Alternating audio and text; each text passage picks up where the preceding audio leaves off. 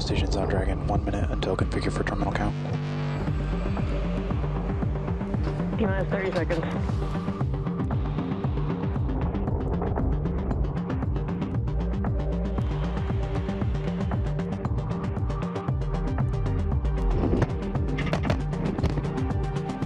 Minus 15 seconds. Falcon 9, go for propellant loading. Dragon is in countdown. 5, 4, 3, 2, 1. Ignition. It's just after midnight on March 3rd, and you are looking at a live view of the Dragon spacecraft as it approaches the International Space Station for a planned docking in just under 2.5 hours from now. That light you can see on your screen is indeed the Dragon 2 spacecraft from a view on the International Space Station. Welcome back to the live mission coverage of SpaceX's first crew demonstration mission to the International Space Station for NASA. My name is Tom Perderio, and I'm a software engineer here at SpaceX, and I'm very excited to bring you live coverage of what will be the first docking of SpaceX's Crew Dragon vehicle to the space station.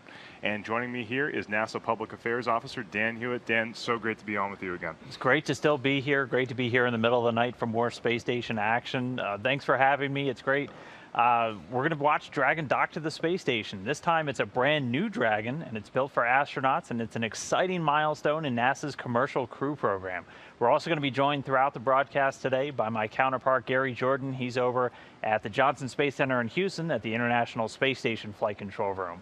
In case you missed it, which I don't know how you could have, the mission began just about 24 hours ago when Falcon 9 lifted off from historic Launch Pad 39A in Cape Canaveral at 2:49 a.m. local time, lighting up the sky, Falcon 9 carrying Crew Dragon into space. It was a super exciting moment. Thousands of people gathered around the Space Coast to watch. We actually had a pretty good crowd here for the broadcast yesterday, too. I could barely hear myself think. I can't even, it's hard to even describe the excitement here at SpaceX headquarters. Dan and I were both here on yesterday's webcast, and it was just, the energy here was unbelievable. Everyone's so excited to launch this spacecraft.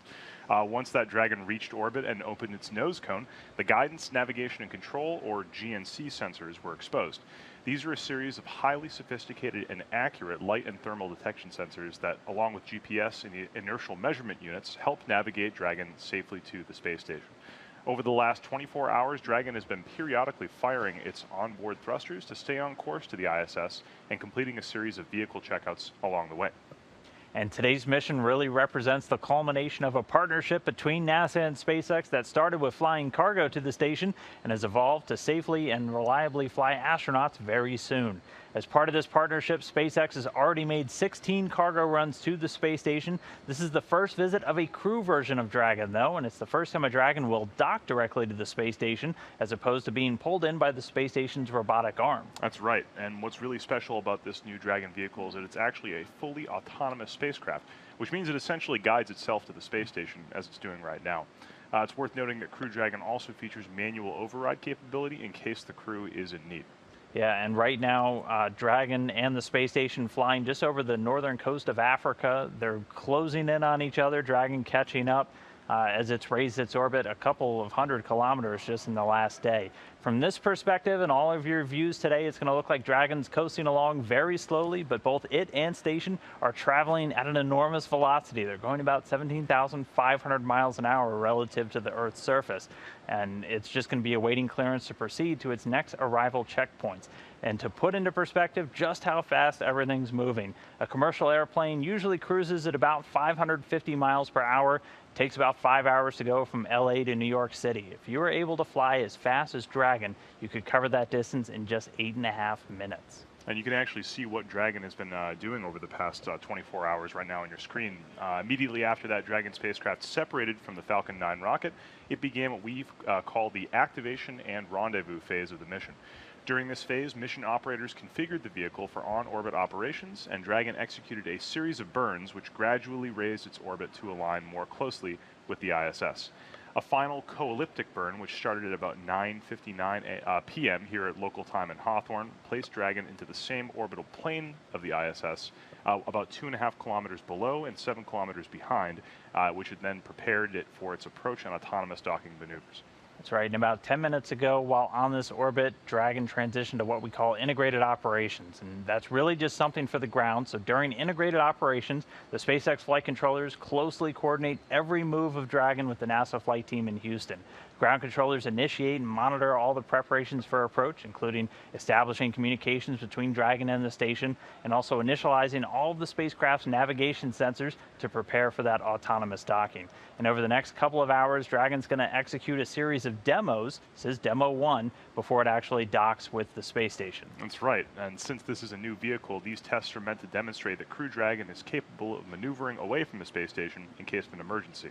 The crew on board the space station will be very involved in Dragon's test maneuvers and will be monitoring its approach the whole way in. And today on board the space station, there's NASA astronaut Anne McClain, Russian cosmonaut Oleg Kononenko, and Canadian astronaut David St. Jacques.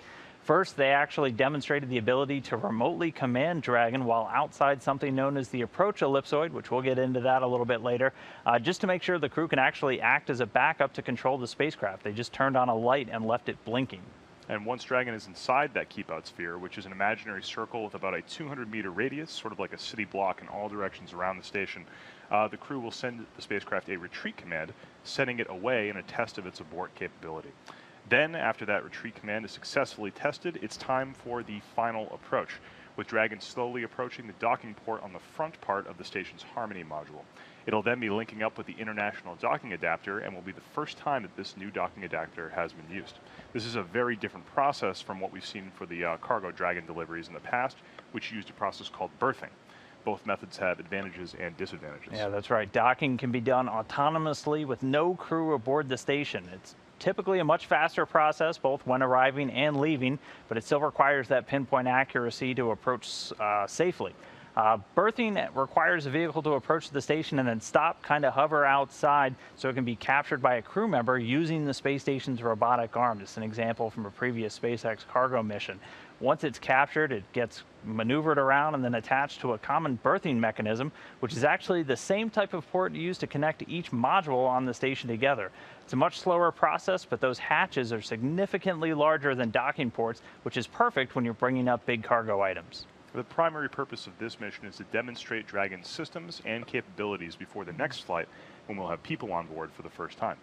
Yeah, and it's going to be NASA astronauts Bob Behnken and Doug Hurley. And they were selected to be the first humans to fly a Dragon into space. And they're going to be on board this next mission known as Demo-2 later this year. Bob Behnken was selected as an astronaut back in the year 2000 and flew to the space station twice on Space Shuttle Endeavour. He also served as NASA's chief astronaut for 3 years before joining the initial cadre of astronauts assigned to the Commercial Crew Program. And flying alongside him is going to be NASA's Doug Hurley. He was Behnken's astronaut classmate, also getting selected back in 2000, and he had a similar resume. He flew on 2 shuttle missions to the station as well.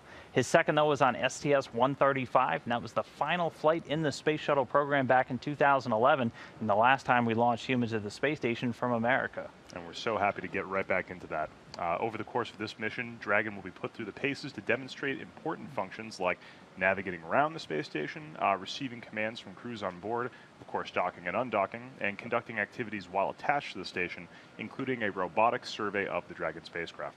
All of this work will push us closer to that very first flight with astronauts aboard. While there are no humans on board today's flight, Dragon is actually carrying a special passenger named Ripley. Let's get acquainted with Ripley and her role in today's mission. As a part of our Demonstration 1 mission, we have a special passenger on board. The technical term for a special passenger is an anthropomorphic test device, or in short, an ATD. But we're just going to call her Ripley. My name is Ali Reza Farjud, and I'm a senior dynamics engineer here at SpaceX. Ripley's job is to feel everything that an astronaut will feel when they fly on Dragon. She is essentially full of sensors across her body, including the head, neck, and spine. For this mission, Ripley is going to use 10 out of her 30 sensors to give us all the information we need about the most sensitive parts of her body. She is going to give us information about her body loads and the seat loads, and we're going to use all that information to analyze and make sure our predictions are correct, to design tests and understand exact behavior of the seat system in Crew Dragon. From liftoff to splashdown, essentially she is going to tell us how she feels during the whole mission. We also have a microphone around her ears, so we're going to hear whatever she hears. The goal of this mission is to make sure that the crew are going to be safe, comfortable, and enjoy the ride on the Dragon. During a nominal ascent, the crew will feel like they're riding on an exciting roller coaster ride. On the way back, during a nominal splashdown, the crew will feel like they are diving into a swimming pool. Interestingly, this is not the first time we're using this technology to make sure that the crew are going to be safe. The first time was in 2015 on the paddleboard test. In addition to these tests, we're doing a lot more testing to make sure all the worst-case scenarios are understood, the crew are going to be safe, and all our injury metrics are within limits. We're going to be using this technology again in the future. In fact, Ripley is going to be flying in our in-flight abort test later this year. We're not going to be getting real-time data for this mission. Once Ripley comes back home, she is going to give us all the data, and that's going to get us one step closer to human spaceflight for everyone. Yeah, Ripley had a heck of a ride uphill yesterday, and she's doing pretty great now. We actually have some views inside of Dragon still, and we're going to get those hopefully throughout the webcast today, and we're going to be able to see that hatch open in just a couple of hours from now. And you can kind of make it out. Our zero-G indicator looks to have hopped out of its seat and is floating just to the in between two of those seats. But Ripley on the far end, still strapped in and still ready to go. NASA's Commercial Crew Program, though, represents a new era in space travel. And since the end of the shuttle program, the only ride of the station has been on the Russian Soyuz. But by working with SpaceX and Boeing, there's soon going to be a new fleet of spacecraft capable of bringing humans to low Earth orbit. And of course, all of this supports the mission of the International Space Station, humanity's premier laboratory in space, where we're pushing the boundaries in science and technology every single day. The space station, its history is really interesting. It's been up in orbit for almost 2 decades now. Let's take a close look at how the International Space Station came to be and its role in furthering human space exploration. The International Space Station, a football field-sized, million-pound laboratory flying around planet Earth at 17,500 miles per hour. It's our home in low Earth orbit and the bridge to exploring the far reaches of our solar system. A place to learn what it takes to live, to work, to thrive in space. Thanks to space agencies representing more than a dozen countries around the world, it went from the drawing board to liftoff when the first piece flew into space in 1998. That kicked off over a decade of construction, hauling the station to orbit piece by piece on NASA's space shuttle and Russian rockets. And after the first crew arrived in November 2000, we started an unbroken streak of humans living and working in space. Building on the legacy of past outposts like Skylab and Mir, the International Space Station became the training ground for humanity's next great journeys. Learning how to live in space for extreme periods of time, building and perfecting the technologies necessary to travel to our neighbors in the solar system. It gave us a place right on our doorstep to prepare for the next giant leap into the unknown. And thanks to the station, a new era in outer space is unfolding. What was once the domain of only nations and governments is now populated by a growing space fleet from American industry.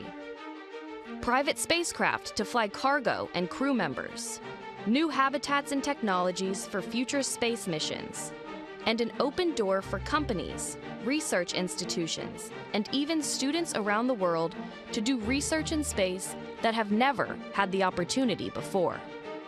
All laying the foundation for a robust economy in space. There have been thousands of experiments, hundreds of spacewalks, endless hours of challenges and successes, all done by humans hailing from countries around the globe. The International Space Station is what we can achieve as a planet when we come together to do the things that are hard. And the work isn't slowing down, because we're ready for the next giant leap, because we're ready to go farther, because what we do and learn along the way is for the benefit of all of humankind. Now let's talk a little more about Crew Dragon, which was developed to transport both crew and cargo to and from the International Space Station. A lot of what was learned from Cargo Dragon was ultimately leveraged in the design of this vehicle.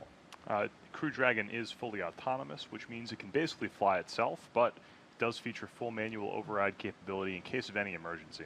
All of these enhancements help toward SpaceX's goal of reusability and less refurbishment between missions. So let's take a closer look at some of the advancements on Crew Dragon. Crew Dragon stands at almost 27 feet tall from the very bottom of the trunk to the very top of the nose cone. Crew Dragon is composed of two main elements. There's the capsule, which is designed to hold crew and that pressurized cargo, and there's also an unpressurized section known as the trunk. The nose cone on top of the capsule protects the docking system, which Tom is madly in love with, and also the guidance, navigation, and control system, and it's going to stay attached to the Crew Dragon spacecraft, unlike Cargo Dragon, which will help towards SpaceX's reusability efforts. The docking system is probably one of the coolest parts about this. We're going to do a deep dive in a little bit. Opposite that nose cone is the trunk, and this provides the mating interfaces for Falcon 9, the Dragon capsule, and cargo. On the outside, one half of the trunk contains a radiator that rejects heat from the active thermal control system to space. This uses our new Pica tiling technology. And the other half contains solar cells used to charge the vehicle's batteries. And then the spacecraft is designed to accommodate up to 7 crew members with modular seats that can be removed and replaced by additional cargo. The seats themselves are made of carbon fiber and will be custom sized for any of the crew members flying on board. There's then a control panel that's centered between the pilot and commander seats, and that consists of 3 touchscreen displays, which allows the crew to jump in and operate the vehicle and fly it manually. And lastly, our Super Draco launch escape system is the key safety feature of Crew Dragon, giving the crew the ability to safely escape from launch all the way to orbit, which no spacecraft in history has ever possessed until now. The video you're seeing is the launch escape system in action. This is the pad abort test completed just a few years ago. In a couple of months, we'll also hold another test to simulate an in-flight abort scenario. And again, just to remind you, the initial contact between Dragon and the space station is expected to happen at about 3 a.m. Pacific time. We're still listening in a couple of minutes. We're expecting the mission operators to conduct a go, no-go poll that will allow Dragon to begin what's known as the approach initiation burn. And that's going to bring Dragon inside of that approach ellipsoid. So we're going to stand by, continue to get these great views from space station, and we're going to listen for that call.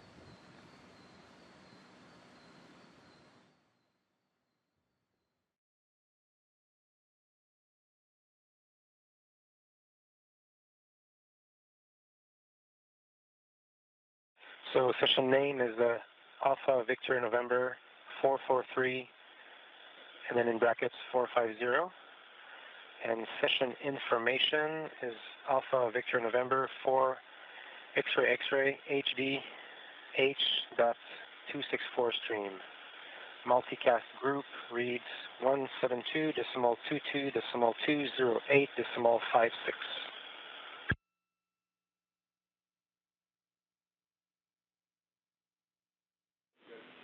Copy and checking. Port is 12345.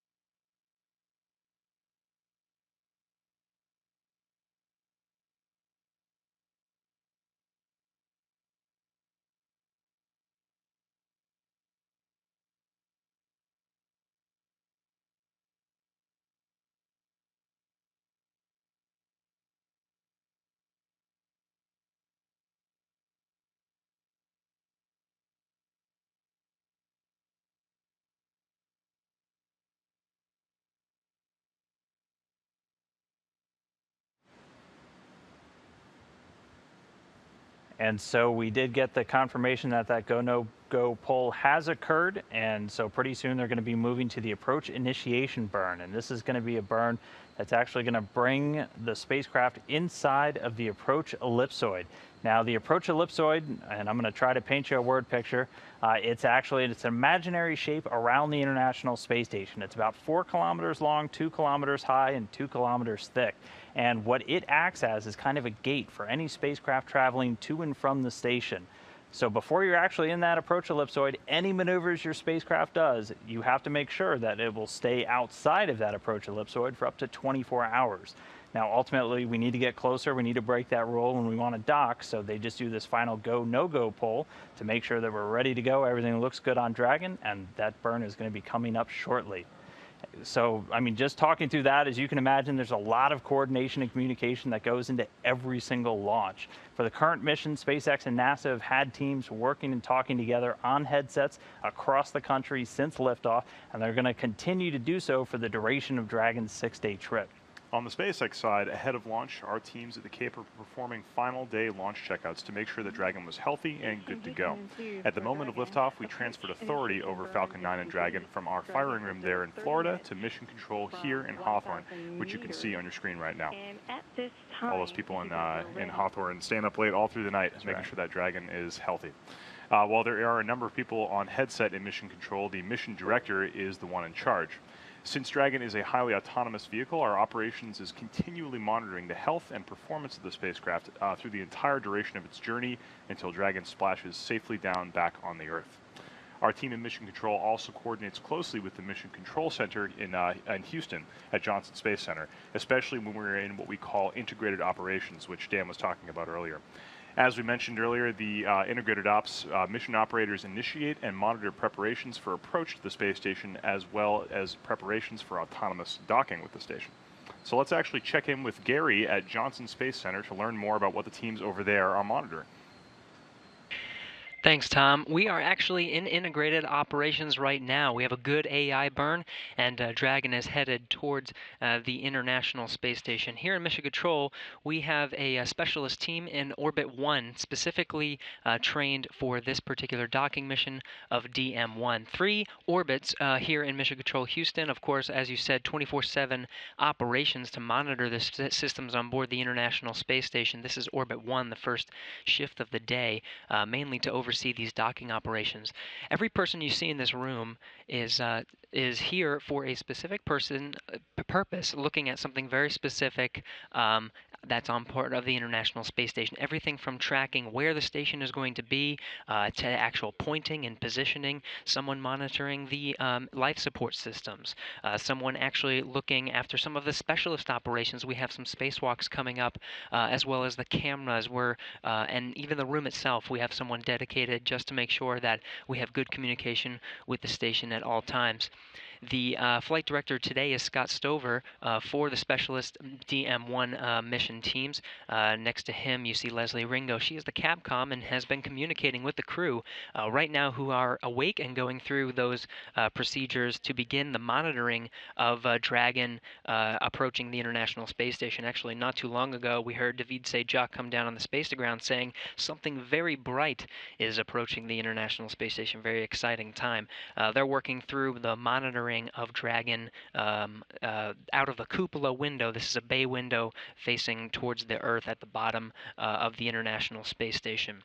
Of course, a lot of the specialists in this room here specifically for DM-1, and a lot of the work out of this room has been done specifically for this mission, especially recently, a lot of preparation.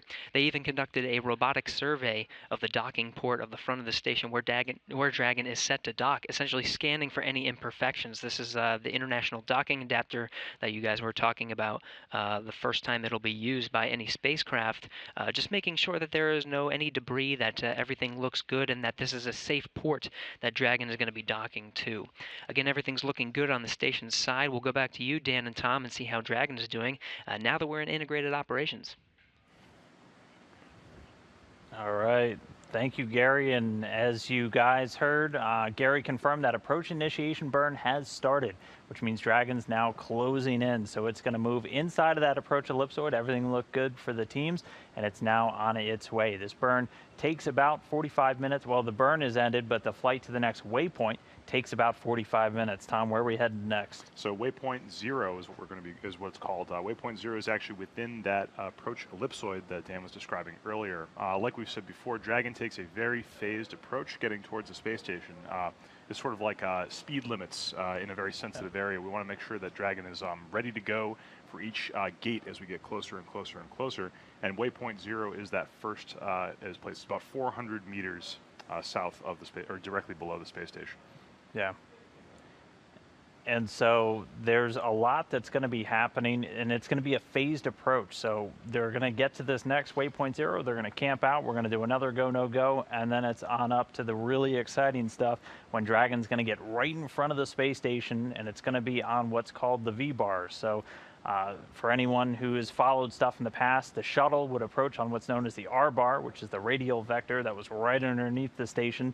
Dragon's actually going to swing up to the front of station because it's going to be docking there to the International Docking Adapter. It's going to be approaching on the V-bar. And it's going to get there, and it's going to stop at about, we have some handy numbers down here, at about 150 meters away. That'll be waypoint 1. And then it's going to camp out there, and then we're going to get into some of the demonstrations. And a bunch have already been completed, and there's still some to come for Dragon. Some of those, well, you said earlier that we were going to be having a commanded retreat once we're on that that V-bar. That is when the Dragon spacecraft is going to be approaching, and about when it gets to about 150 meters around waypoint 1, it's going to be commanded by the crew in the space station to retreat from the space station back towards about 180 meters. This is just a test to make sure that the Dragon is fully capable of backing away in the case of any off-nominal telemetry. Dan and I know all about retreat calls from our last CRS mission with the cargo Dragon. And in nominal case, it doesn't necessarily mean that anything is wrong with the mission. It just, if anything looks even a little bit off, we want to make sure that the Dragon can approach or go all the way back to its hold position and await further instructions there. Yeah, and they actually already did a demonstration of the thrusters that would be used for that retreat command shortly after they got on orbit. Just a couple of hours after, they did a burn of 2 of the Draco thrusters on the front of the spacecraft, which will be used for that actual retreat. They checked out fine. They've done demonstrations of Dragon's GPS system. Actually, right after getting on orbit, they did something known as the absolute GPS demo, and that actually compares the GPS data that Dragon's receiving to the ground models just to make sure everything's matching up. And we just completed another one a little while ago called the relative GPS demo, and that was Dragon sharing its positioning data with the space station, which it's now in communications with. And it's going to get a lot closer soon. Hopefully we'll start getting some really good views of Dragon from those cameras, as it's going to get a lot closer now, again, approaching from about 7 kilometers behind and 2.5 kilometers below, and pretty soon it's only going to be 400 meters below. Regardless, though, I mean, planet Earth is looking pretty splendid so far. Yeah, you can see a really great shot from the ISS right now. I don't believe, because it's the daytime, you can see the tiny spot that we saw of Dragon earlier, but as soon as we go into the shadow of the Earth, the Dragon will be visible. And we should be able to see it as it gets closer and closer. If any of you have tuned into our CRS approach grapple webcasts, you can see the Dragon slowly come into view, and that's the really exciting part of the mission.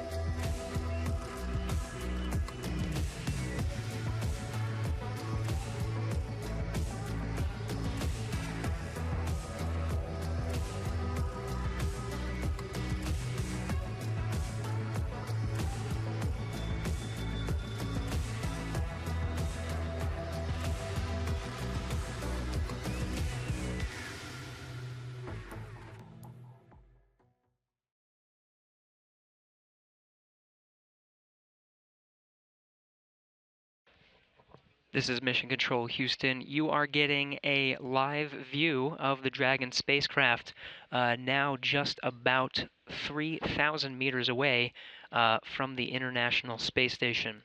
At this time, the International Space Station about to enter into an orbital nighttime 266 statute miles above the Earth, just south of Australia. Again, about to enter an orbital nighttime. You'll see the views get a little bit darker. At this point, Dragon has completed its approach initiation burn. We are now in integrated operations. A few more milestones to hit. In just under 8 minutes at this point, we're looking for a mid-course burn, an approach initiation mid-course burn to look forward to. Not too long after that, we'll enter into the 1,000 meter or kilometer range from the International Space Station.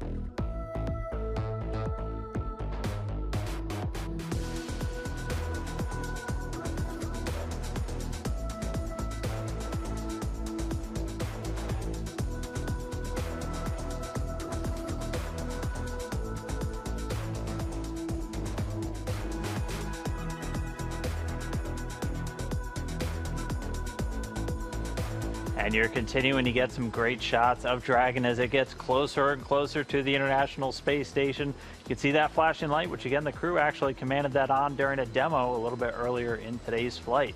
And we're just inside of 15 minutes from actually another go, no go, when we're going to be able to go inside of the keep out sphere, which we'll break down all of that in just a little bit. But first, we are joined by somebody who has kind of a vested interest in this flight today. NASA astronaut Doug Hurley. He's one of the 2 astronauts assigned to the Demo-2 mission, one of the first people who's going to fly Dragon into space. Doug, first off, thanks for being here. It had to be a heck of a trip because you were out at launch, right? How was that? The launch was incredible, Dan. I can't even begin to describe it. You know, being there with both the SpaceX and the NASA teams, and just to see the years of work kind of come to fruition as we watched the Falcon launch into the sky. It was awesome. Yeah, thanks so much for being here. It's a huge honor. I just want to know, are you ready to pilot this capsule into the International Space Station? I mean, it must be. I'm excited just to watch it happen. I can't even imagine the feeling of being, in the commander seat. So it is exciting. Bob and I are ready to go when Dragon is ready, and whenever that happens, we're going to be ready to take that ride to the International Space Station. Do you know where you're going to be when it comes home? Are you going to be with the landing teams? You're going to be out here? Because, I mean, after we get through all of our fun docking and undocking stuff and it's splashing down, where are you going to be for that? We will be here in Hawthorne again. We think that's probably the best place to kind of follow the teams through the decisions for the deorbit burn and then the entry, descent, and landing. It would be neat to be out with the teams that are there to go retrieve Dragon once it splashes down, but I think this is probably the best place for us as the crew. Have you had a chance to be out on the boat yet for the recovery stuff? Not on the boat while it's been underway. We've been on the boat at the dock, and we've done some training out in the ship basin there at KSC for water recovery. All right. Cool. Yeah. Anything else, Tom? Nothing. Just so honored to be in the presence. So. Yeah, thanks. Yeah, Doug, we won't want to keep you too long because I know you and Bob are going to be following along. But again, everybody, Doug Hurley, this man is going to be flying a Dragon into space this year. So thank you so much for being here. We'll let you get back to it. You bet. Thanks, Dan. All right, thanks, Doug.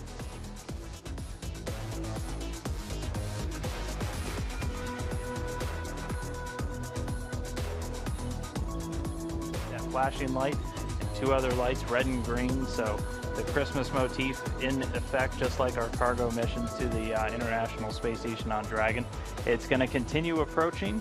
The mid-course burn actually was just underway, and we already got the report that that was a good burn, and it's going to continue approaching to waypoint 0. Again, just as a reminder, waypoint 0 is going to be 400 meters directly beneath the International Space Station, and that's going to be the next hold point in today's journey.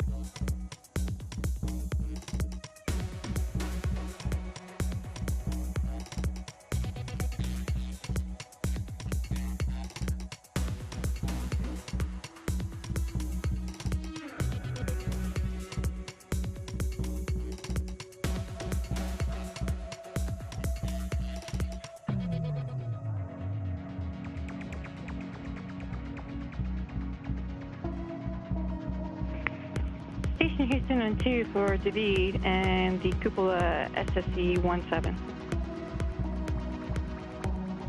On 2. Hey, David, just to make sure we're on the same page, can you confirm that you verified the cables per step 3.1.4 and the monitoring tool setup?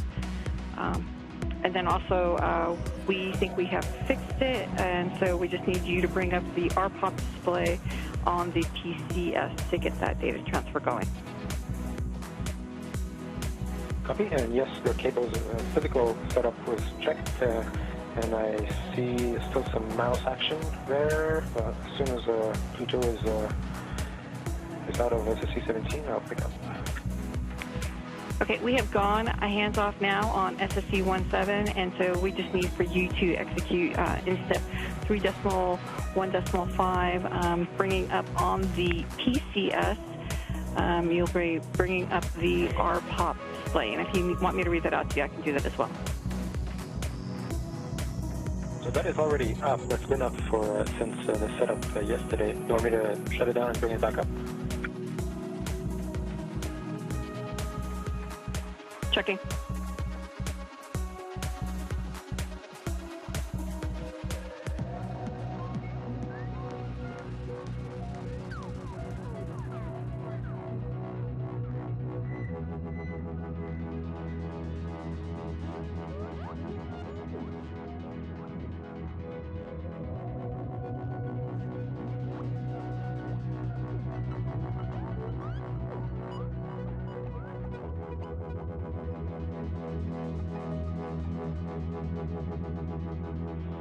Okay, and to be back with you, if you can just verify that the RPOP is up, we will just take care of it. That the RPOP PCS is up, and we'll take care of it from the ground.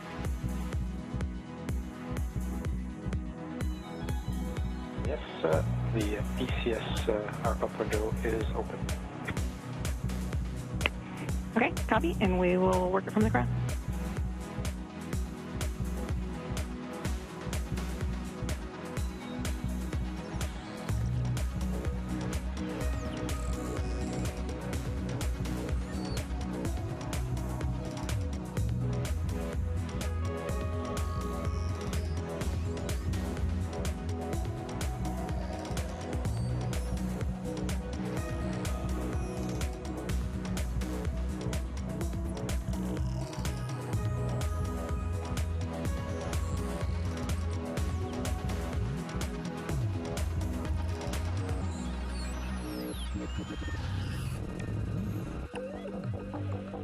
Station Houston N2, Dragon range is approximately 1,000 meters. Monitor long range approach per step 2 in 1.102 Dragon approach and retreat monitoring.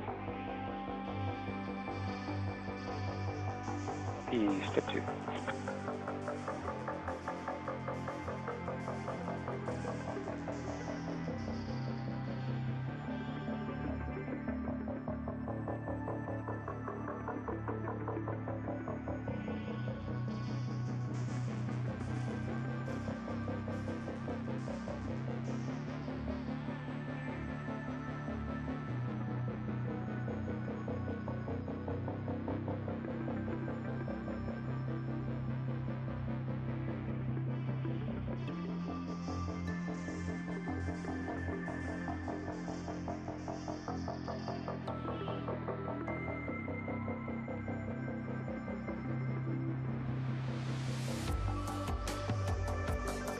Station on 2 from the cupola.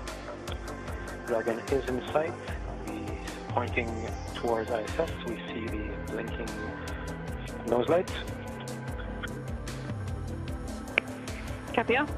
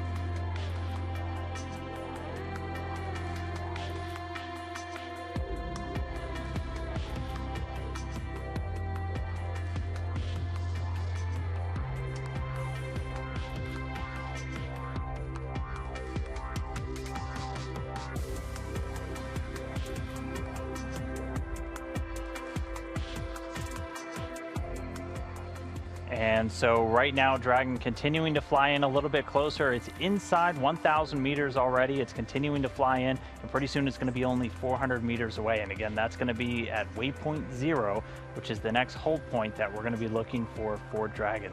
Once it gets there, it's going to get the final go, which we were hearing. They are going to be go to move inside of the keep-out sphere.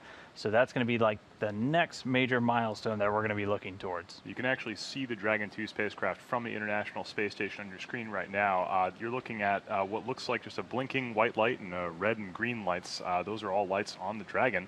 Right now, it looks like it's moving pretty slow or almost not moving at all, but just a quick reminder, both the station and the Dragon are currently whipping around the Earth at 17,000 miles per hour.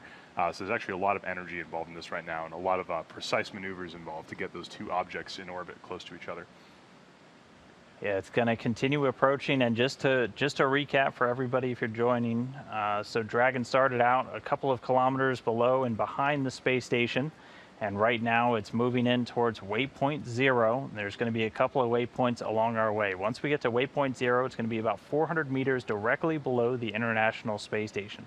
Then it's going to get a go to actually move inside of something known as the keep-out sphere. So right now, it's moving inside of the approach ellipsoid, which we described a little bit earlier. That's a oblong shape around the International Space Station, an imaginary one that actually governs what spacecraft are allowed to do when they're getting close. So anything outside that approach ellipsoid, you have to be within, or any maneuvers outside that approach ellipsoid, you can't get any closer to the space station within 24 hours. Now that it's moving inside that approach ellipsoid, it's past that gate. The next gate will be that keep-out sphere, which is an area only 200 meters around the International Space Station, and any maneuvers just outside of there has to mean that the spacecraft is safe. We're basically not going to get any closer to the space station for at least 4 orbits.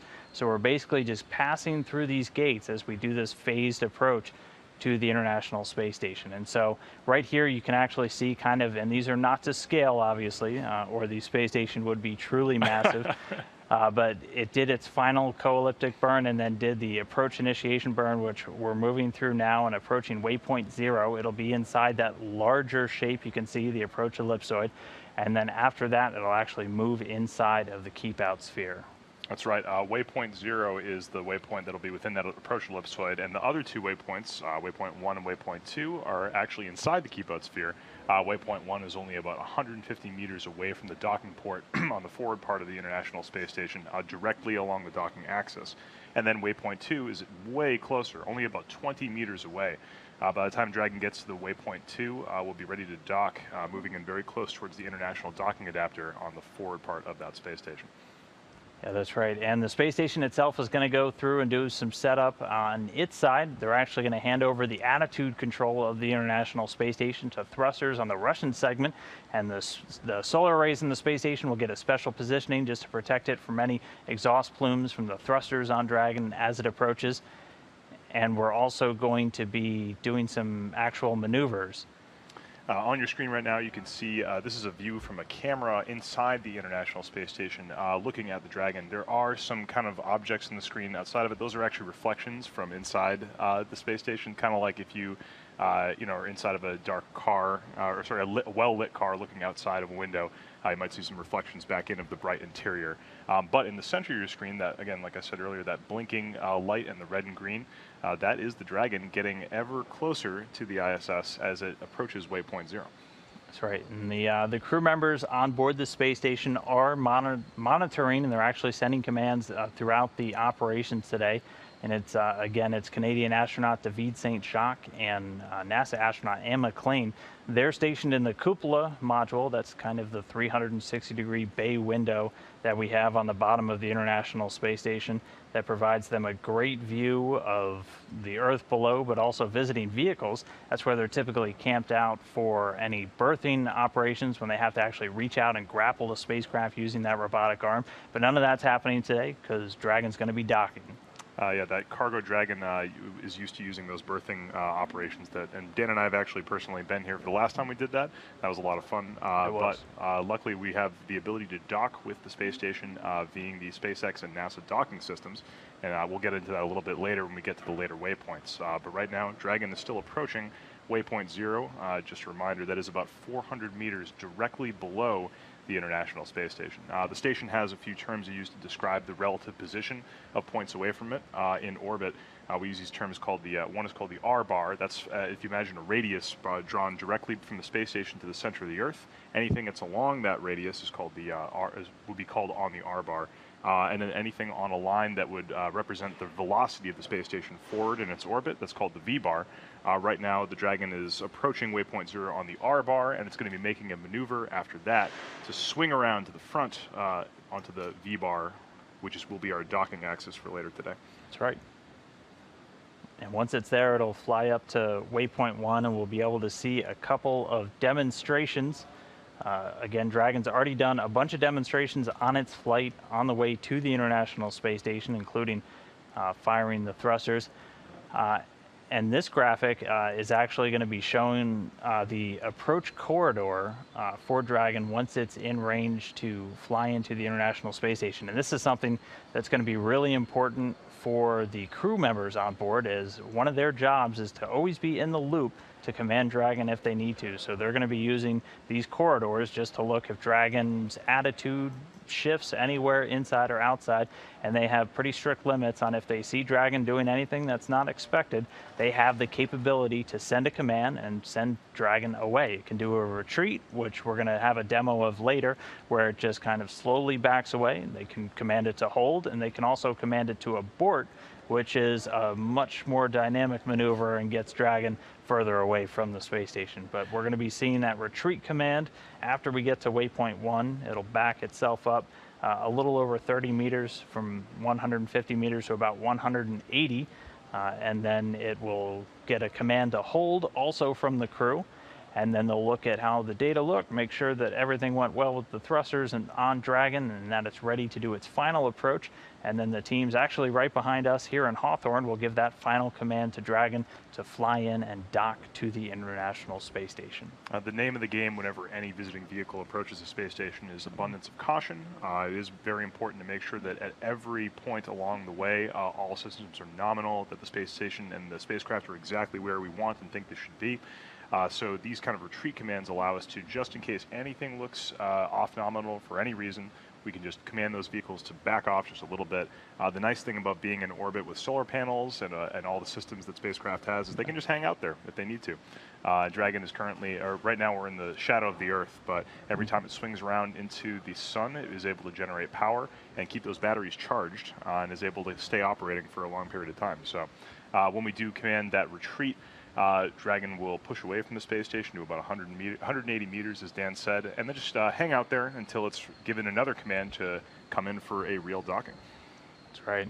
Right now, we're about 2 minutes away from reaching waypoint 0, which again, Dragon will only be 400 meters away from the space station, which both vehicles right now in the dark of the Earth, they're flying over the southern Pacific. They're about halfway between Hawaii and South America, actually. But let's stand by, and we're going to hear that we're at waypoint 0 momentarily.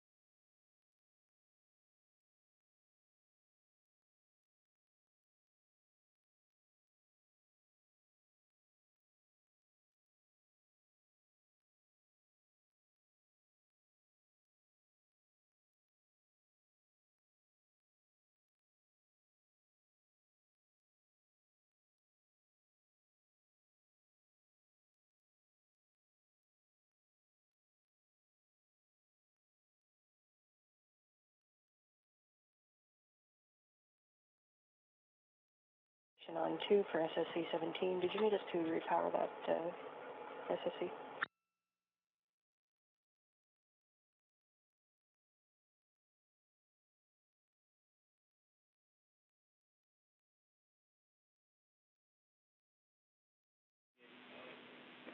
And here with you on 2. Yes, we'd appreciate that.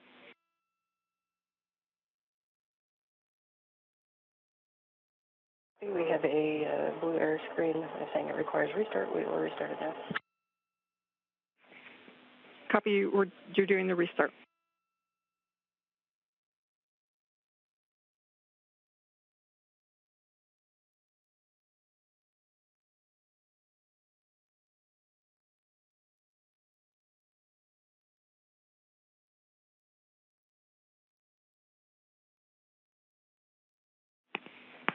Station Houston and 2, Dragon is transitioning to the docking axis and has been enabled to enter the keep out sphere.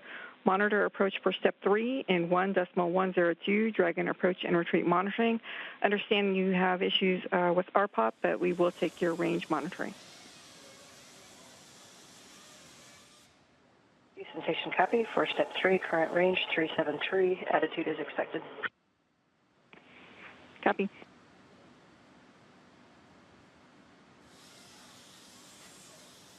All right, so we just got the call. So Dragon actually passed waypoint 0, and they already got the go to move inside of that keep out sphere. So it's going to now do a maneuver that's going to swing it up around in front of the International Space Station. So right now it's about 400 meters beneath it, and pretty soon it's going to be just about 150 meters in front of it. So we're going to see Dragon kind of swing up and around, and we're going to be seeing in this animation here that it's going to start changing its attitude to actually get to waypoint 1. It'll take a little over 20 minutes to get there. Again, everything kind of slow and steady with today's operation, but already moving inside of the keep out sphere now. So again, just a reminder, that keep out sphere, an area about 200 meters around the International Space Station. It's an imaginary circle.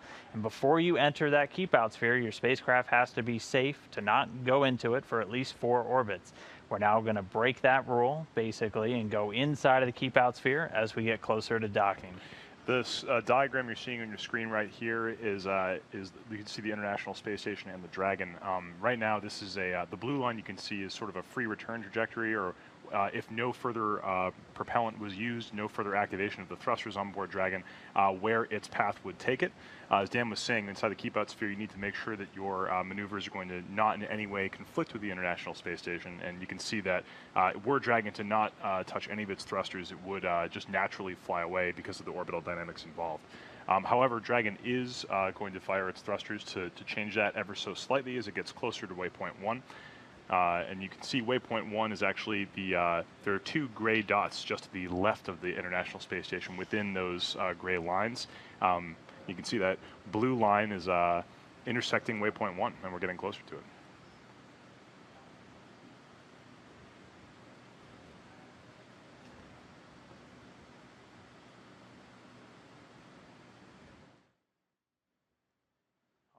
And so this is our first view from the camera on Dragon. So this is a forward view, so right on the end of the nose, well, right where the nose cone used to be, no longer covering it, but right by the docking port for the Dragon spacecraft. So that's actually a view back at the International Space Station. Those white ribbons that you're looking at are radiators on board the station. Those are used to get rid of all the heat generated by the electronics and all the various systems on board.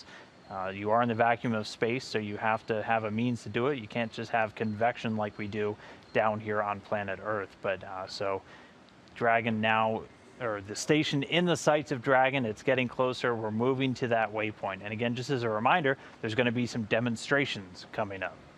Dragon is currently making its way towards waypoint 1. Once it gets to waypoint 1, it'll begin going towards waypoint 2. That is going from 150 meters away from the docking port towards 20. However, before it gets there, we'll be commanded to retreat and push back to 180 meters away from the station. This is all going to be happening within the general vicinity of what we call the V-bar, like I was just explaining before. That is a line kind of coming directly out of the docking adapter and headed towards the direction that the International Space Station is orbiting. Yeah, and obviously, so these demos will happen on this mission, as this is the first demonstration mission. We won't be doing something like this in Demo 2 when Doug and Bob are on board the spacecraft, as they're going to be flying right in for that docking. But there's been a bunch of demonstrations that Dragon has conducted throughout its flight already in the last 24 hours, doing the initial firings of those thrusters on the front end of the Dragon spacecraft, just getting it ready to conduct that retreat test that we're going to be seeing in a little while once it arrives, a little after it arrives at waypoint 1. They've been testing out the GPS systems, a number of different systems on board the on board Dragon. For now, though, let's run over to Johnson Space Center in Houston real quick, see how things are going inside there in the room as they're monitoring systems on the station and getting ready to receive a Dragon. Copy, switching to 1. Thanks, Dan.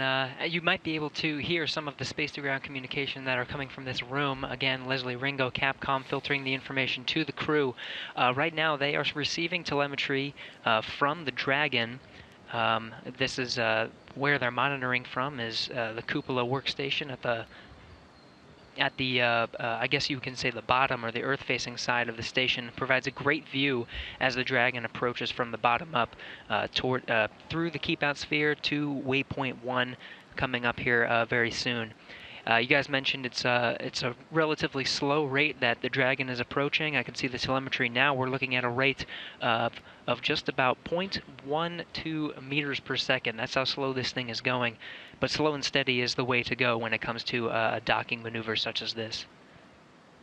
Right now, we're just under 300 meters away from the station. Good reports from the crew.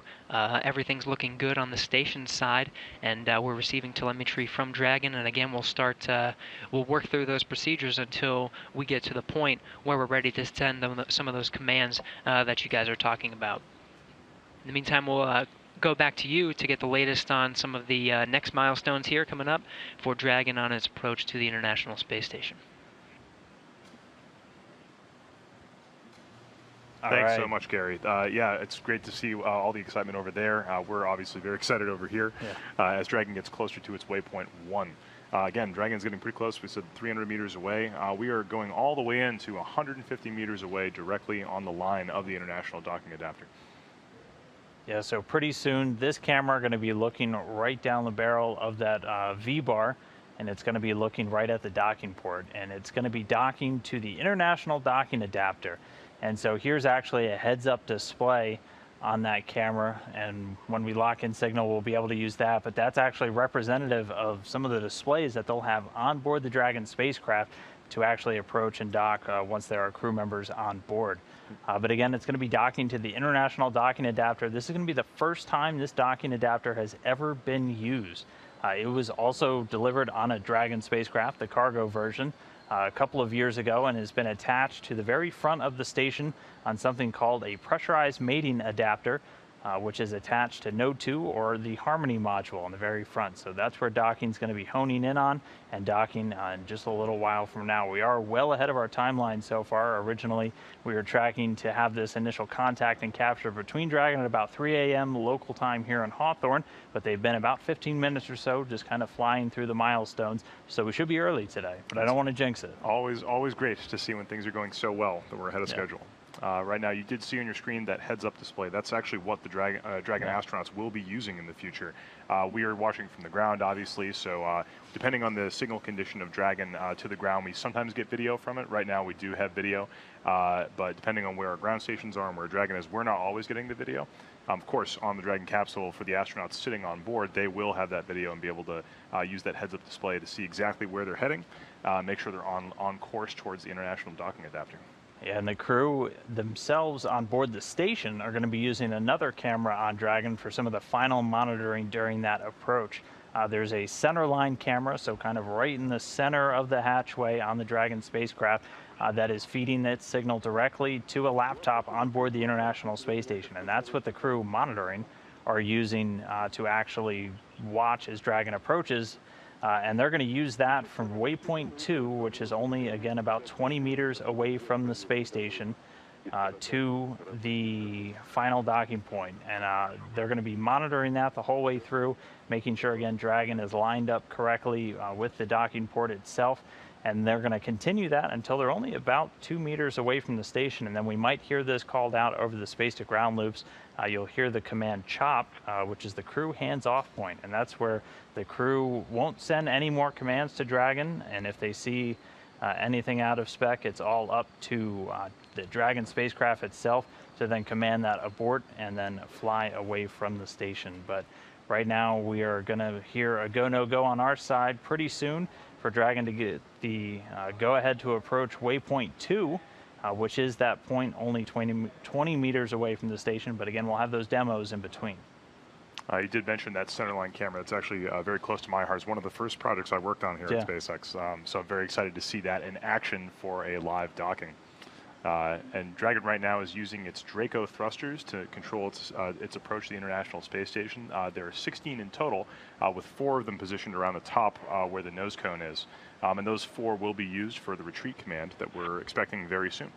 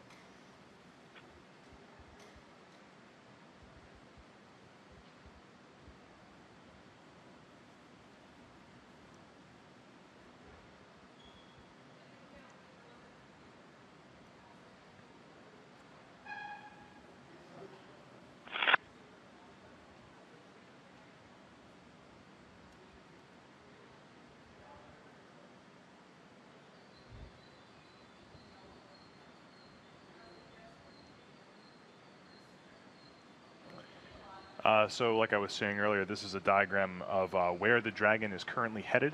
If it was just to not fire any of its thrusters and just keep free floating in space, letting orbital mechanics to kind of take it towards closer towards the International Space Station, that blue line is the free return trajectory. Right now, you can see that blue line intersecting with what the tiny gray dot there. That is waypoint 1.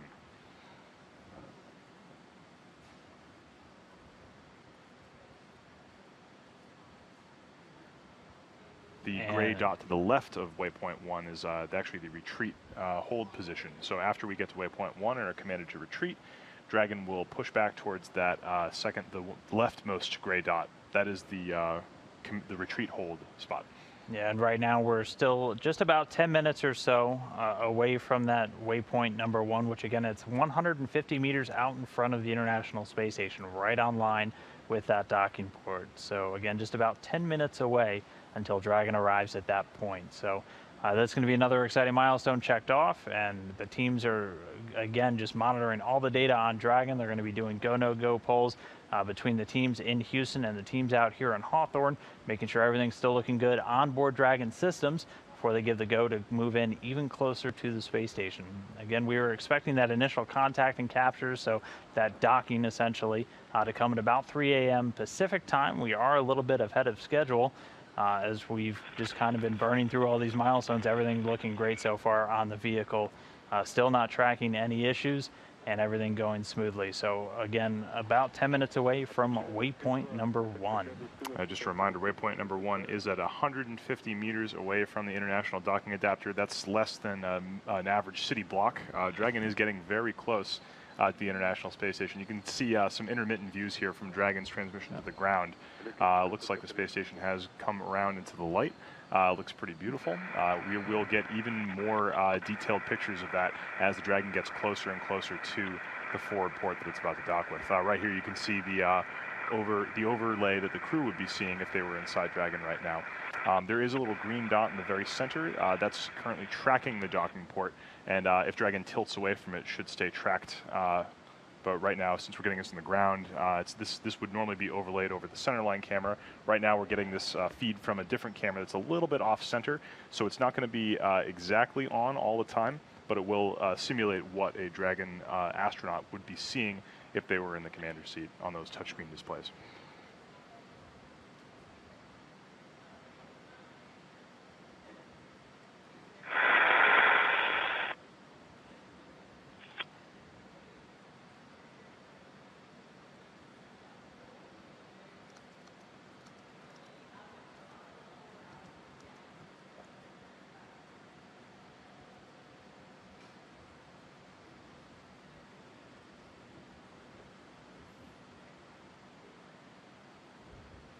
As you can see, Dragon and the ISS have both come into the sunlight, and it looks like a beautiful view of that space station, glowing brightly against the backdrop of space. Yeah, both Dragon and the station right now about 412 kilometers or about 250 statute miles over the Earth's surface. They're just flying over the very eastern part of Canada, and they're about to cross over the North Atlantic Ocean, so they're in that orbital sunrise now. And they're going to continue flying across the northern Atlantic, eventually swinging out over Spain and Africa, and they're going to continue on a southeasterly trajectory flying over the Earth. But for now, we're just waiting for the go, no-go now for moving past waypoint 1, which will be that commanded retreat. Again, the crew kind of getting hands-on with all the operations today. They're going to be commanding the vehicle to retreat.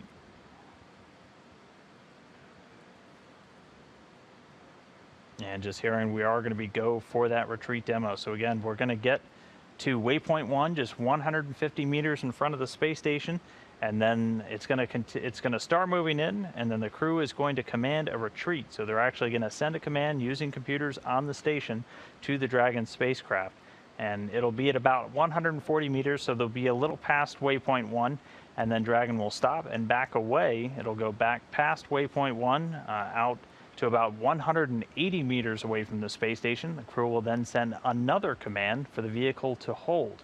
It'll stop there, teams will look at the data, and then once everything looks good, the ground will send another command for Dragon to resume, and the next waypoint will be waypoint number 2, only 20 meters away.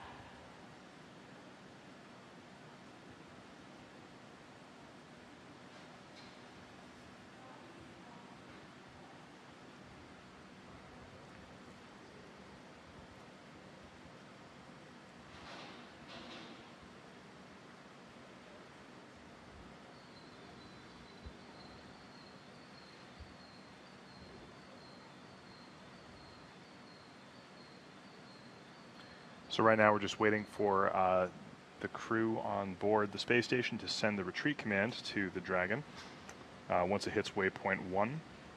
Just want to talk a little bit about right now how Dragon receives those commands. I actually was lucky enough to work on the communication side of Dragon during my first few years at SpaceX. Dragon is capable of receiving commands directly from the space station.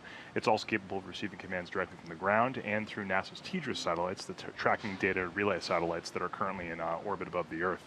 Right now, for this retreat command, they're going to be using the C2V2 system. That's the Common Communications for Visiting Vehicles.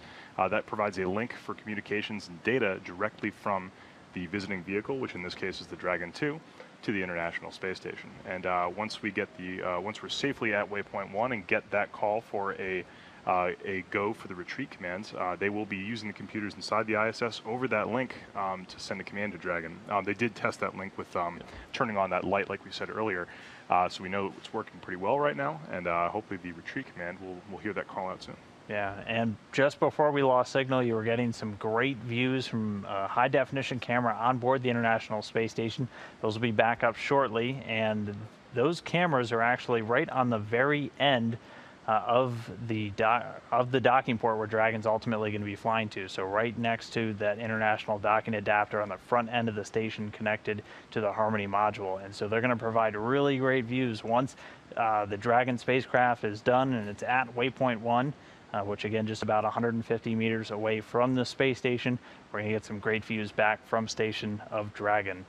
Still getting some pretty cool views from that camera on the center line. It's getting close. The video is just a little bit intermittent, but when we do get those great views from Dragon, you're now just being able to make out the features of the International Docking Adapter just a little bit to the left of center. That is where we'll be headed, and it'll be coming into even clearer view as Dragon gets closer. Right now, it's still only about, it's approaching 150 meters away from the station. When we get close into 20 meters, which is waypoint 1, that docking adapter will be in full view, and we'll be able to see the details of the International Docking Adapter, its pedals and everything. We'll be able to explain how the docking system is going to work. Yeah, but a great view of the station. So right in the center of the crosshair right now, that's actually the Japanese module Kibo. Just to give you a little walkthrough of what you're looking at on the station, just to the left of the crosshair is that International Docking Adapter. You can see the station's robotic arm, that thin white line just beneath it, which that arm was actually used to do a survey of the docking adapter a couple of days ago, just in advance of this mission. To the left of that is the Columbus module, which is the European module, has a lot of life support and life sciences research hardware inside. And then the docking adapter itself is connected to Node 2, which is the Harmony module, and that's where the crew is going to open up a hatch on that side, and then they'll open up the hatch on Dragon itself after we have this successful docking.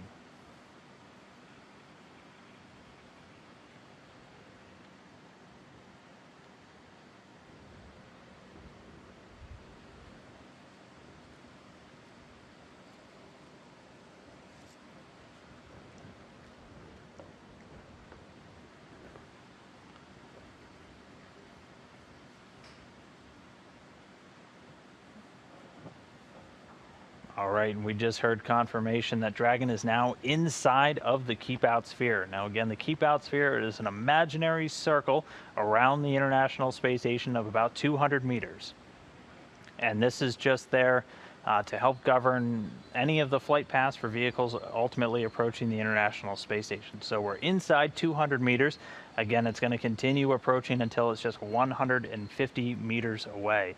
And then shortly after we get to waypoint 1, the crew is going to send Dragon a retreat command. So once it actually closes in just 10 more meters past waypoint 1, gets to 140, they're going to send a command, and Dragon is going to slowly back away. And this is just to demonstrate Dragon's ability to perform a controlled maneuver like braking and retreating, and just also demonstrating the crew's ability to command Dragon, as again, they're in the loop the whole way up. They're monitoring.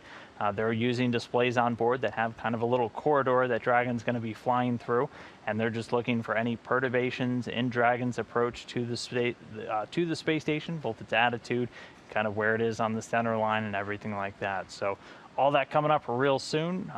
Obviously very important to demonstrate that Dragon can do these maneuvers, as once there are people on board, we'll want to make sure that Dragon's fully functional, so that's why we're doing this demo mission now.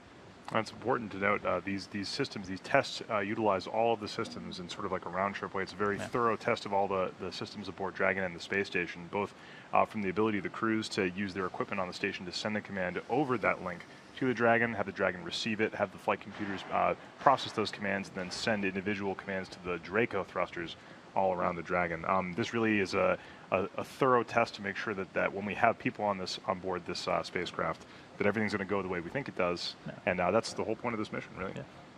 All right, we should be less than a minute to waypoint 1. Just a reminder that Keep Out Sphere that we just crossed is about 200 meters away from the station in all directions, about the length of a city block, and waypoint 1 is only 150 meters away. So we're just cruising in on those last 50 meters to waypoint 1.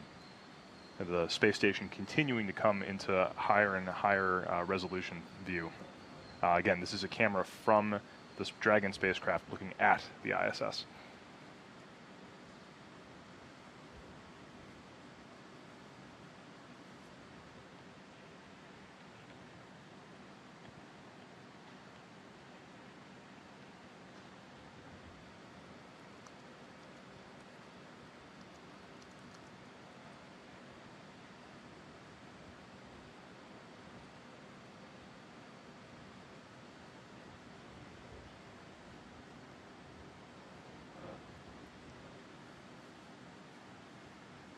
All right, and we just heard the conversation there from Ann McClain back down to Houston. So we're past waypoint number 1, and the retreat command has been sent. So we're actually going to see Dragon kind of stop here. And it was at 140 meters roughly when that retreat command was sent. So now Dragon's going to back away. And then the crew's actually going to send another command for Dragon to hold. And that'll be when it's about 180 meters away. And then once it gets to that hold point, they'll do another checkout of Dragon systems, and then it's over to the teams behind us here at MCCX in Hawthorne to send another command to Dragon to actually begin its final approach towards the International Space Station. Well, almost final. Almost. I keep saying final. We're ready for it to be final, but that'll bring it into waypoint 2. Dragon's currently using its 16 total Draco thrusters. These are thrusters that burn a combination of hydrazine and nitrogen tetroxide. These are hypergolic fuels that Dragon has in its tanks. There are 16 total, grouped into pods of 4 sets of 3 around the base of the cone of Dragon, and then a set of 4 right up near the nose cone. Dragon approaches the space station with the nose cone pointed towards the ISS. So when it's given this retreat command, it uses those 4 thrusters at the very top to turn on and thrust, and pushes it back away from the station. So like Dan said, we're actually going to see the space station slightly drift further and further away. Dragon, when it was given the retreat command, will be headed towards the command hold point at 180 meters. Again, still on the V-bar of the station.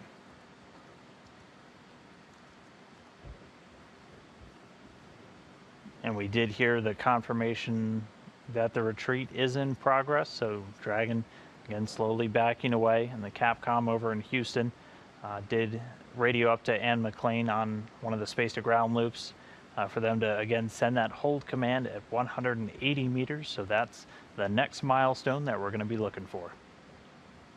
A really interesting thing on this heads-up display in the bottom left-hand corner, you can actually see a diagram of the Draco thrusters on the Dragon spacecraft. And every time they light up, that's one of those Dracos firing and adding thrust and changing the direction of Dragon.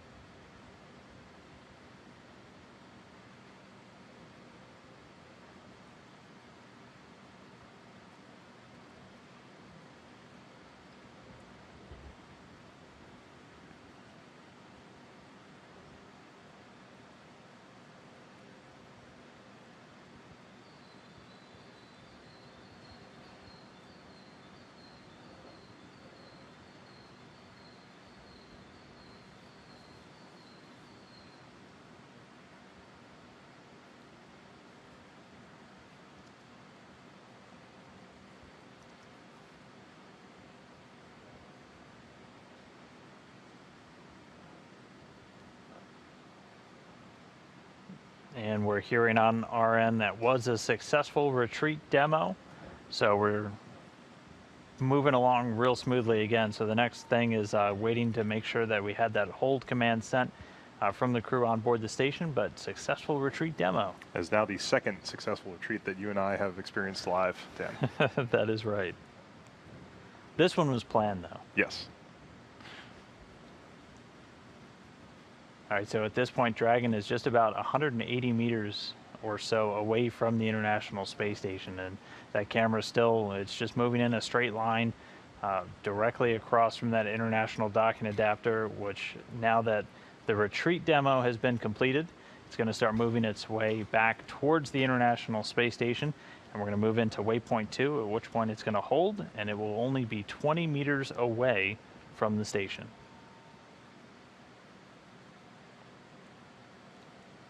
Just a reminder that what you're seeing right now is a simulated view of what you would see if you were inside the Dragon right now on those screens. That's an overlay on top of the forward media cam of the Dragon that looks directly down out where the nose cone is unhinged and open.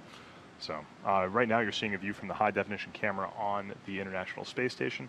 Can't see the Dragon right now, but it is out there. And when it gets a little closer towards waypoint 2, you will not be able to miss it. It'll be only 20 meters away. Yeah, and so right now, Dragon is still retreating a little bit further away from the station. It's getting out to about 180 meters, and once it hits that, the crew will send the hold command, and then they'll just kind of let Dragon sit there for a little bit. And you can see in this diagram, again, with those approach corridors and other things that the crew's carefully monitoring, just making sure Dragon's kind of staying online with everything. Once it gets out to 180 meters, they're going to command that hold, and then we'll sit there for a little bit, and then it's over to the flight controllers here in Hawthorne to command Dragon to begin its approach towards waypoint 2. Waypoint 2 is that gray dot that's in the very, very close to the International Space Station, the diagram you're seeing on your screen right now. Just to give you an idea of the scale of the distances we're seeing. And on your screen, you can see the Draco thrusters firing of that Dragon. Right now, it's a little bright. The contrast is a little off, but you can see every time one of those Draco thrusters fires, you can see its exhaust gases spewing away from the Dragon. It's a great view right there. It is. It's great to get some views from the station side of Dragon, yeah. And hopefully once it gets in close, we'll get some views from those cameras right on the end of the docking adapter. But it's always cool to see the thrusters fire in space too. Look at them go. Reminder that Dragon is a totally autonomous vehicle. It's station keeping, it's holding its position all by itself right now. Those are all the Dragon flight computers making minute adjustments whenever it feels it needs to stay pointed and in the right position. And we got an update. Dragon now about 160 meters away from the station, so still moving back. Again, slow and steady wins the race with everything today. We're just trying to make sure everything works. But continuing to back away. We're at 160 again. We're going out to 180, and then the crew should be sending a hold command to the spacecraft.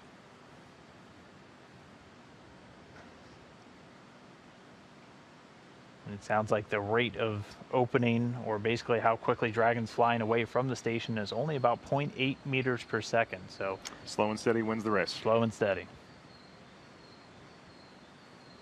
Now that we're in the sun, Dragon is charging up its internal batteries with its body-mounted solar panels on the trunk.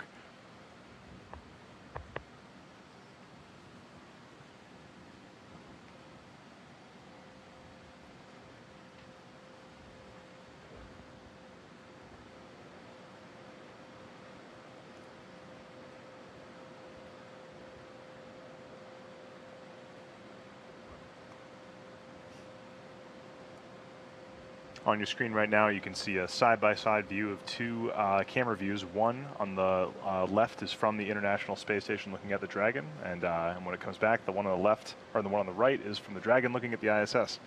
Two spacecraft looking at each other.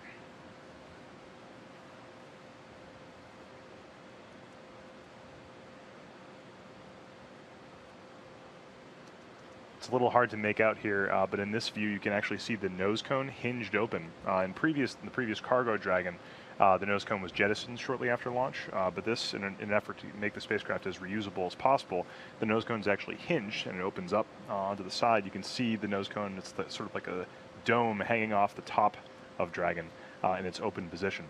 After being attached to the station, and after it separates, it'll close that nose cone on its way back down to Earth after its mission attached to the space station is completed. All right, we just passed 170 meters away, so just a little under 10 meters to go. And the crew is going to be sending a command once more to Dragon. They're going to command it to hold, so it'll camp out there at 180 meters. And then right now, in the meantime, the teams in Houston and in Hawthorne are getting ready to do a go, no-go for the actual approach into waypoint number 2, which will bring Dragon even closer. Hold command sent. Copy. And McLean sending the hold command.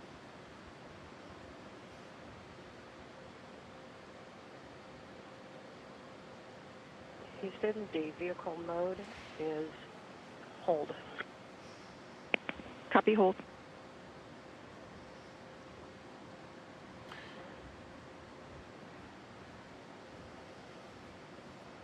Range 181. And you just heard it.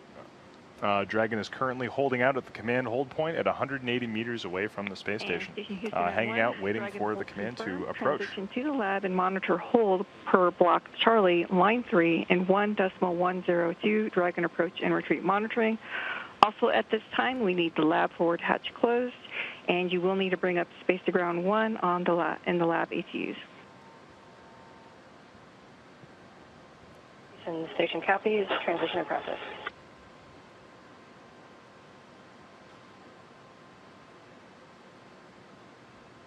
And with that hold being successful, it looks like we are about 15 minutes ahead on the timeline still. So we were expecting that initial contact and capture to be at about 3 a.m. Pacific. So now could be 2:45 a.m. Pacific. We'll keep an eye on the timeline and everything, but moving very smoothly through all of the operations today. If you're just now joining us, Crew Dragon right there, only 180 meters away from the International Space Station, getting a great zoom in now, and pretty soon it's going to be zooming itself towards the International Space Station. It's been a smooth day so far. We started a couple of kilometers away, moved into waypoint 0 inside of the approach ellipsoid. At that point, it was only 400 meters away from the space station. Then it flew up and around into the front portion of the station, looking right down the barrel of the docking adapter where it now sits. We went past waypoint 1, which is 150 meters away. We had a successful retreat demonstration with the crew sending the command. It retreated out to 180 meters where it now sits, thanks to a successful hold command and demonstration from the crew. As Dan said, we were expecting a contact at about 3 o'clock a.m. Pacific time. Excuse me. We will have sunlight until about 2:45 a.m. Pacific time. So if we are 15 minutes ahead of schedule, we may even get some great sunlight views of the Dragon within waypoint 2, which again, 20 meters away from the space station, we'll be able to see all the features of that SpaceX docking system.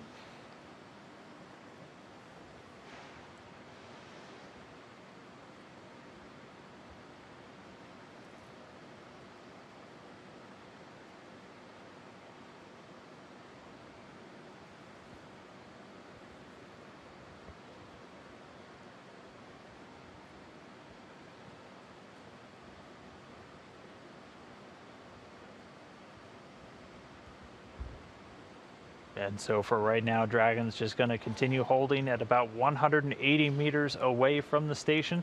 Again, the team's now looking at all the data, how Dragon's systems have been performing so far, and once everybody's comfortable and they do one more go, no-go poll, Dragon's going to resume its approach, and it's going to fly into waypoint 2, and at that point, it's only going to be 20 meters away from station. And we copy.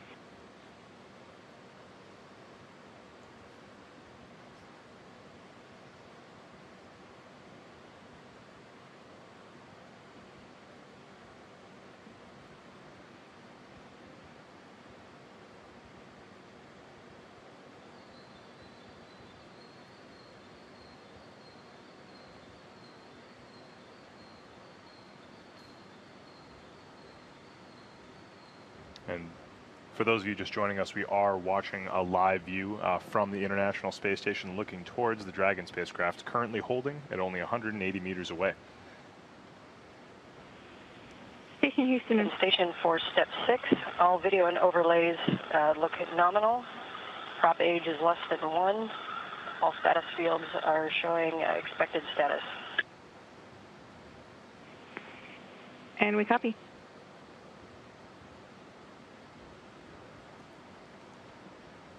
What you're seeing on your screen right now is what the overlay that the astronauts in the ISS are seeing. This is actually from the centerline camera on board the Dragon, and you're seeing the docking system overlay that if you were on the International Space Station looking at that laptop, you'd be able to see the Dragon approaching and getting closer and closer to the International Docking Adapter. To resume the approach. And we copy.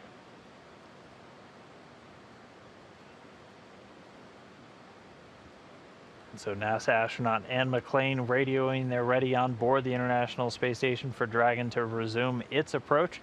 So now the teams down here on the ground will kind of check the final boxes, do the go, no-go poll amongst everybody out at the International Space Station Flight Control Room in Houston.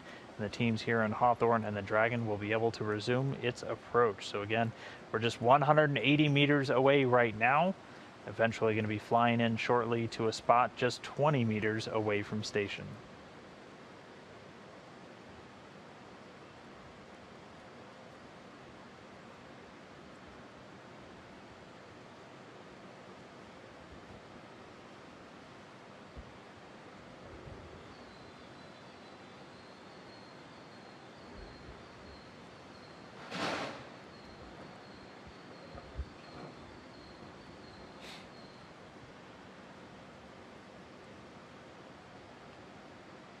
But with that hold demonstration now complete, that actually just means there's one more demo planned for this flight. So far, Dragon obviously conducted a successful launch yesterday to bring it into its initial orbit, and then the Dragon spacecraft has conducted a series of demonstrations on its way to the space station.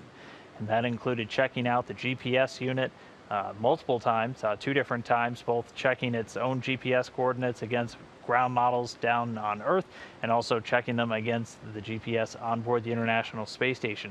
Just about 2 hours after the launch, it did a demo of its Draco thrusters using 2 thrusters on the front of Dragon just to do 2 burns to simulate abort capability.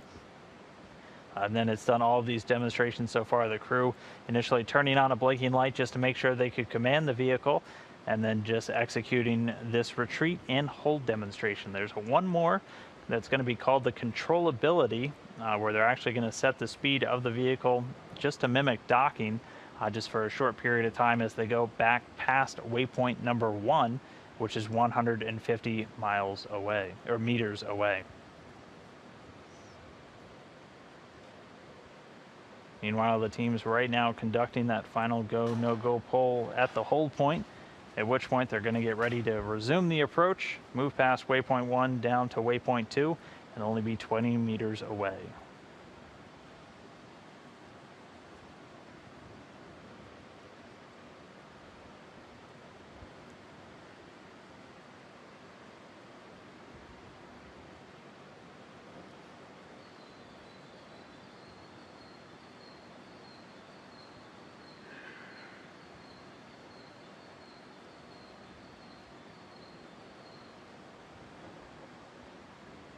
You just heard that it sounds like Dragon is... Oh, still waiting.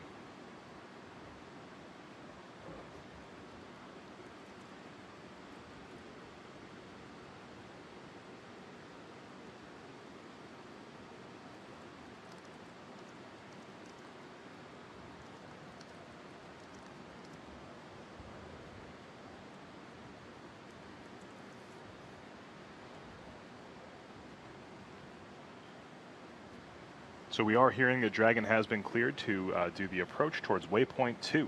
That is, again, only 20 meters away from the International Docking Adapter. Station Houston on 1, Dragon is resuming approach to waypoint 2. Monitor per step 7 in 1.102. Dragon approach and retreat monitor. Dragon is currently resuming its approach towards waypoint 2. Again, after that commanded retreat, it went back out to 180, maybe 170, 180 meters away, was commanded to hold, and it has just been given the go-ahead to re-approach back to waypoint 2. That's right. The teams here in Hawthorne giving the command to Dragon, so it's once more on that approach. And again, everything's going to be really slow on this approach, closing in at a rate of just about 1/10 of a meter per second or so. They are going to slow down speeds to just about the docking speeds once they pass waypoint 1 in one final demonstration. But we are on the way now towards waypoint 2, so Dragon's going to start closing in. In the station, range 164. See a little bit more clearly now. That's the nose cone of Dragon that's currently open. Again, hinged and opened up on the sort of top side of Dragon from this view right here from the International Space Station. And you'll hear Anne McClain, the NASA astronaut on board, radioing down on the space grounds as she and David St. Jacques have been monitoring and commanding the vehicle throughout all the operations today. Dragon, once it gets to waypoint 2, it's going to stop. The teams in the meanwhile are going to be conducting a go, no-go for docking. So that's the final go, no-go poll that we'll do today, and that's the one that's going to get us really excited, because then it's time for Dragon to actually dock to the space station. Dragon's going to make that initial soft contact using the adapter's soft capture ring, which is then going to retract to bring Dragon in for the hard capture sequence. And that's where a series of hooks will actually close in to really tightly secure Dragon to that international docking adapter. As a further precaution, Dragon's soft capture system has a set of rotary spring dampeners just to lessen the force of that contact between the spacecraft and the International Space Station. One interesting note, though, unlike Soyuz dockings, where the Soyuz spacecraft and the space station go into free drift, so all the thrusters, all the attitude goes off just to lessen any of that force between the spacecraft's docking mechanisms. It's not going to happen for Dragon. Both it and the International Docking Adapter are robust enough that the station's going to remain in attitude control. That's at least that's a preferred means of controlling the station, obviously, for the flight control teams, just so they can continue to keep the station in its right attitude. So that will be a notable departure from what we see for Soyuz dockings for this one. That is right. NASA developed along with the International Docking Adapter, they had developed the International Docking System Specification, which is then used by SpaceX and other visiting vehicles to develop their docking systems on board the spacecraft. SpaceX has developed the SpaceX docking system, which is a little bit different than other types of docking systems. It actually uses those passive springs that Dan was just mentioning. The soft capture ring, we actually might be able to see it very soon as Dragon gets closer and closer, is a ring about maybe 2 or 3 feet wide. It's about the same diameter as the hatch, and it has 3 pedals positioned at about 120 degrees apart from each other. The International Docking Adapter also has these pedals. It's what we call an androgynous docking system, so the pedals can interleave together as we get closer and closer to contact. That contact will be sensed as soon as the soft capture ring gets close enough to actually latch into the opposing pedals of the International Docking Adapter. There are buttons all around the inside of those soft capture ring pedals, and as soon as they're compressed, that's when we'll know. We'll have a signal from our telemetry saying that contact has been made, and at that point the latching pawls on all those pedals will have engaged, and Dragon will be caught by the docking adapter. That is just what we call soft capture. It's actually not the full docking mechanism. So soft capture just means that soft docking ring has made contact with the station. The soft capture ring has 6 arms in a hexapod configuration attached to those springs. Once the springs have dampened out any additional maneuvers between the station and the Dragon, it'll then retract, bringing the Dragon closer and closer to the station in for hard capture. That's when we have 12 docking hooks, hard capture hooks, that will activate from the Dragon side and grab onto hooks on the International Docking Adapter side. And when that happens, that's when hard capture has occurred. Yeah, and this will all make a little bit more sense when we can get a better view of the docking adapter on the Dragon as it gets a little bit closer. Right now we are approaching towards waypoint 2. And we are just a couple of minutes away. We just heard Ann McLean radio down that we're inside of 100 meters. Copy all. There we go, getting a good call again from Ann McLean on the space to grounds. Everything looking good so far with Dragon's approach. We're about 80 meters or so away from the station, so only about 60 meters to go until we're going to get to that final waypoint for this evening, morning, whatever time of day it is today. And then it's going to hold at 20 meters. And right now the teams are going around doing their final go, no go for docking. So after we get to that final hold point at waypoint 2, it'll be time to move in and use that docking adapter for the very first time. And we here at SpaceX are so excited to see these systems. They've been tested hundreds of times in conjunction with NASA. There's actually a docking system simulator that we've used to make sure that these mechanisms will work ahead of time. And everything looks really good so far. We're just so excited to see these things happening in space for the first time.